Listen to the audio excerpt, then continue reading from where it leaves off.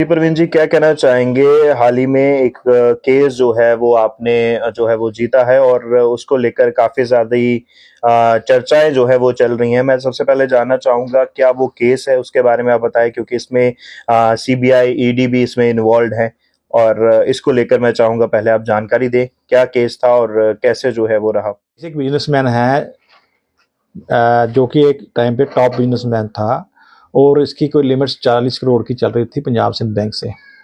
और उसके बाद बैंक ऑफ इंडिया पहली दफ़ा जम्मू एंड कश्मीर में आया और इनकी मालियत पोजीशन देख के और उनका नाम सुन के उन्होंने इसको अप्रोच किया कि ठीक है, आप 40 करोड़ की लिमिट ले रहे हो, हम आपको 100 करोड़ की लिमिट दे देते हैं, आप अपना सारा अकाउंट पंजाब सिंध बैंक से टेक ओवर करवा के हमारे पास आ जाओ ताकि हमारा जम्मू में हमारा एक बेंचमार्क बने, हमारा नाम बने और हमारा बिजनेस प्रोफाइल बढ़े, क्योंकि आप one of the best businessman हो जिसका हमने सर्वे किया है कि जिसके साथ हम प्रोफेशनल और बिजनेस रिलेशनशिप करके आगे बढ़ सकते हैं।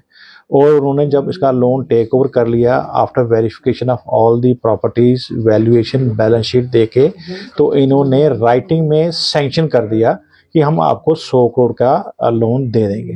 जब ये टेक ओवर कर लेते हैं उसके बाद ये कहते हैं जी नहीं, आपकी प्रॉपर्टी जो है, जो हमने टेक ओवर की है पंजाब सिंध बैंक से, इनमें गड़बड़ है, तो आप एक और प्रॉपर्टी दे दो ताकि हम आपको ये लोन डिसबर्स कर सकें।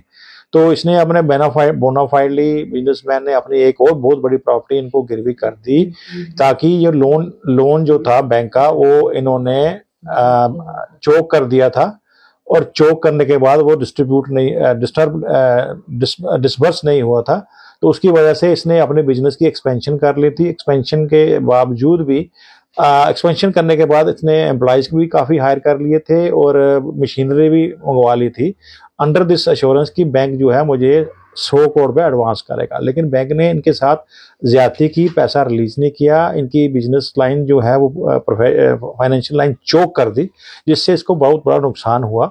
और नुकसान हुआ बैंक की गलती से, उल्टा बैंक ने इनके ऊपर केसेस थोप दिए और कोर्ट में केस चला गया।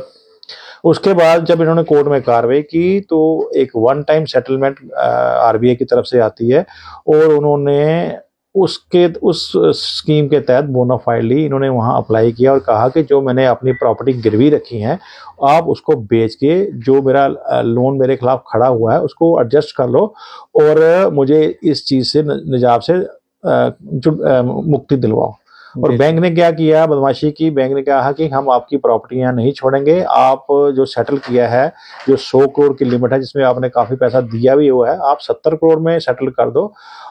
और एक बड़ी बात अजीब सी बात है कि जब आदमी अपनी प्रॉपर्टी गिरवी रखता है तो गिरवी रखने का कारण यही होता है कि कल को मैं पेमेंट नहीं दे सकूं तो प्रॉपर्टी बेच के ये लोन खत्म हो जाता है।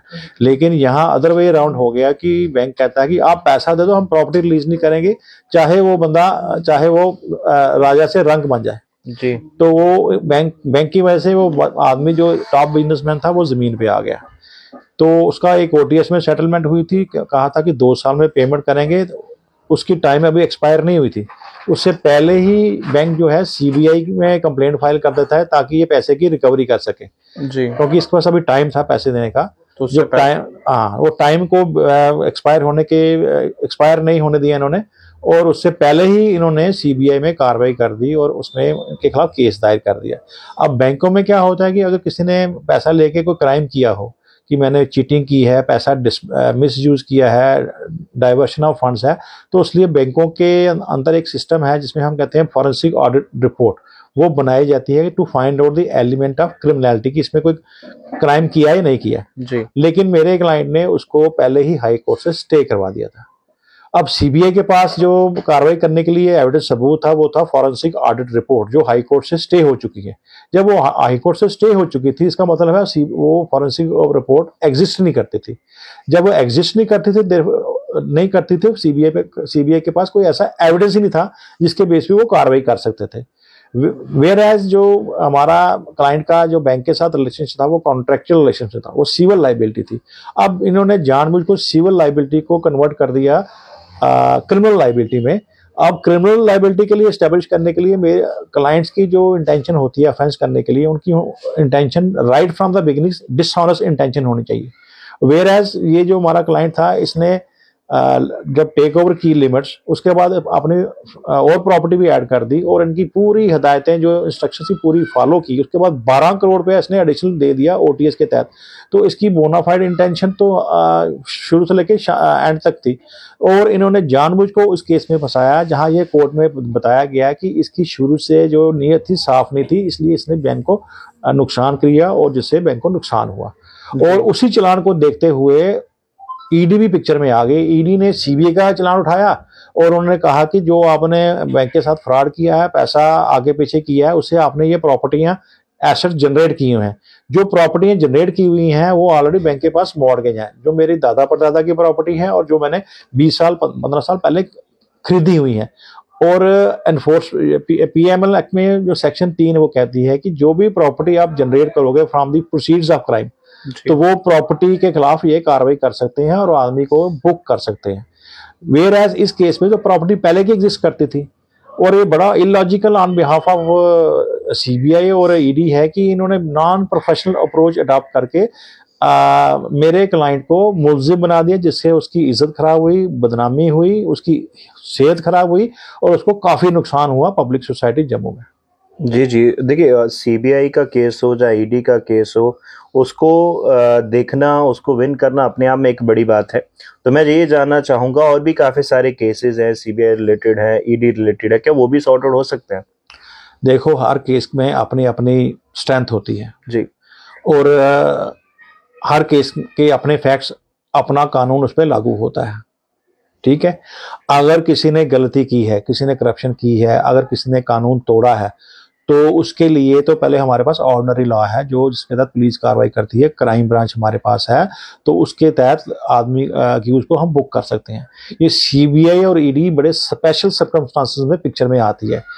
ये कानून आया 2002 में, किस लिए आया? ताकि टेरर फंडिंग जो होती थी, जो फॉरेन इन्वेस्टमेंट जो इलीगल तरीके से होती थी, जैसे नारकोटिक्स के केसेस की काफ़ी स्मगलिंग होती थी, उससे जो प्रॉपर्टी जनरेट होती थी उनको हालअप करने के लिए कानून हिंदुस्तान में नहीं था। पार्लियामेंट में वो कानून लाया ताकि ये जो इलीगल ट्रांजैक्शन होती है फॉरेन फंडिंग से, स्मगलिंग से, नारकोटिक्स से या टेरर फंडिंग से होती है, उसको रोक लगाई।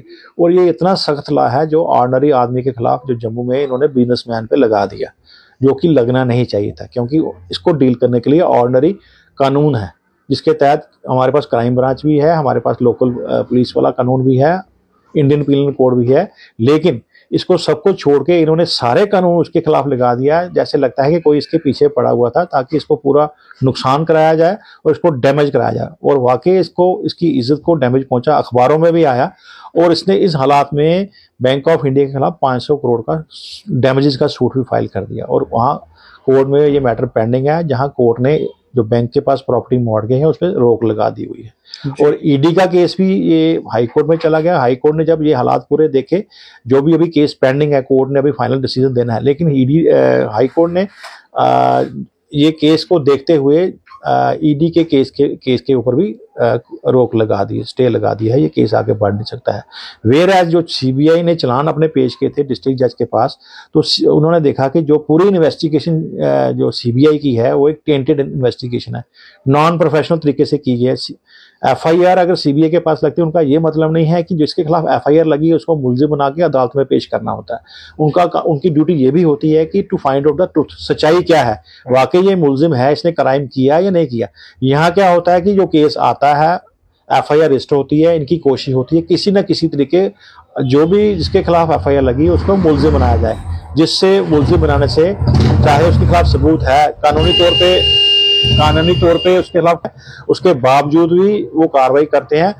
अल्टीमेटली चाहे वो कोर्ट में जाके फेल हो जाए और कोर्ट से उनको लताड़ पड़े। और इसी केस में इसके खिलाफ 4 चलान, जिनमें से कोर्ट ने लताड़ा, सीबीआई को लताड़ा और उनके सारे चलान डिसमिस कर दिए और कहा है कि इसको री इन्वेस्टिगेट करो। जी, एक लास्ट सवाल लेंगे, उसके बाद हम कन्वर्सेशन को खत्म करेंगे। काफी सारे लोग हैं, आप मिथ कह लें या डर कह लें, लोगों का ये कहना है कि सीबीआई के केसेस होते हैं, जो ईडी के केसेस होते हैं, उनमें सफलता पा पाना एक बहुत मुश्किल रहता है। क्या संदेश आप देंगे? देखिए, अगर आपने कोई गलत काम नहीं किया है, आपने कोई गलत तरीके से पैसा नहीं कमाया है, आपने देश का कानून की वायलेशन नहीं की है, तो कोई भी इन्वेस्टिगेशन एजेंसी, चाहे वो सीबीआई है चाहे ईडी है, वो आपको कानून के दायरे में नहीं ला सकती है, क्योंकि देश की अदालतें सुप्रीम हैं और देश की अदालतों में लोगों को आज भी यकीन है। अगर सीबीआई या ईडी या कोई इन्वेस्टिगेशन एजेंसी किसी के खिलाफ कार्रवाई करती है और पता चलता है वो गलत कार्रवाई है, उसके खिलाफ सबूत नहीं है और उसमें लगता है जानबूझ के उसको फंसाया गया, हम देश की अदालतों पे लोगों को आज भी बड़ा यकीन है। वो सभी लोग कहते हैं कि अगर सीबीआई कार्रवाई करती है, पुलिस कार्रवाई करती है, ईडी कार्रवाई करती है, तो एक दूसरे को हम सुनते हैं कि we will see in the court of law. मतलब कि लोगों को अभी भी आप जुडिशियल सिस्टम पे बड़ा फेथ है कि अगर उनके साथ कोई गलत करेगा तो वो अदालतें उनको बचाने के लिए हैं, प्रोवाइडेड कि उनके पास सबूत हो, वो इनोसेंट होने चाहिए, उनके खिलाफ जो केस बने हो वो गलत होने चाहिए। जी, thank you sir, thank you.